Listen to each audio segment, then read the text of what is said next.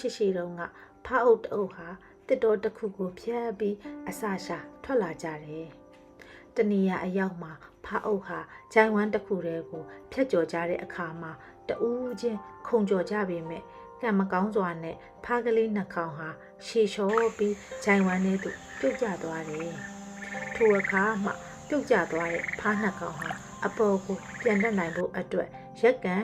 နဲ့ကြိုးစားကြတယ်။သို့ပေမဲ့ဂျိုင်ဝမ်အပေါ်မှာကြံခဲ့တဲ့ဖားတချို့ကအောက်ကဖားနှကောင်ကိုလှမ်းအော်ပြောလိုက်တယ်။ဒီလောက်နဲ့တဲ့ဂျိုင်ဝမ်ကနေအပေါ်ကိုရောက်အောင်ခုံဖို့ဆိုတာမဖြစ်နိုင်တာကြောင့်အပင်ပန်းခံမနေတော့ပဲလက်လျှော့ပြီးအသေးခံလိုက်တော့လို့ဆိုကြတယ်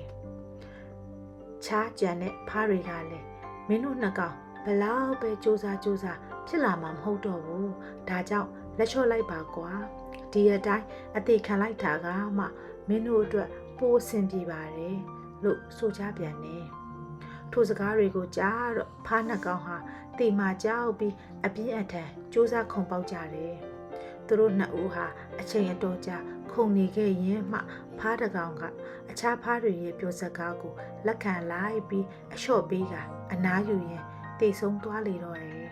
။ဒါပေမဲ့ကြံတဲ့နောက်ဖားတစ်ကောင်ဟာထူးဆန်းစွာပဲလက်မလျှော့နိုင်ပဲဆက်ခါမပြတ်ခုန်ကူးနေရင်ဖားအောက်ကရွှွန်နွန်တွေဟာမာကျော်လာခဲ့ပြီးအဆိုင်ရခဲဖြစ်လာကနောက်ဆုံးမှာဂျိုင်ဝမ်အပေါ်ကိုခုန်တက်လာနိုင်တော့တယ်။ထိုအခါအခြားဖားတွေကအံ့ဩသွားကြပြီးအပေါ်တက်လာတဲ့ဖားကလေးကိုမေးကြတယ်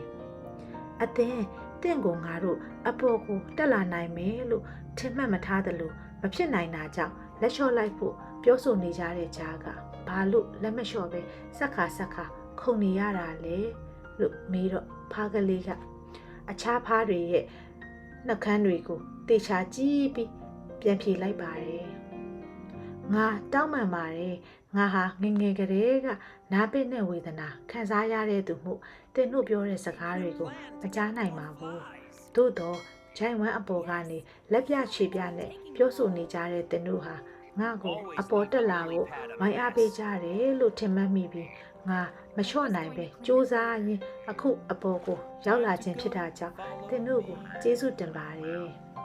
လို့ပြောပြီးဖားကလေးကရှေ့ကိုဆက်ခုန်သွားလေတော့တယ်။ပတ်ဝန်းကျင်ရဲ့ဝေဖန်သုံးသပ်တဲ့စကားတွေကိုနားယောင်မိတဲ့ဖားကလေးကတော့ဂျိုင်ဝမ်ကလေးထဲမှာပဲမိမိရဲ့ကြံရှိနေသေးတဲ့လုံလဝရိယတွေကိုထုတ်မသုံးတော့ပဲအသက်ပေးသွားခဲ့ရလေတော့တယ်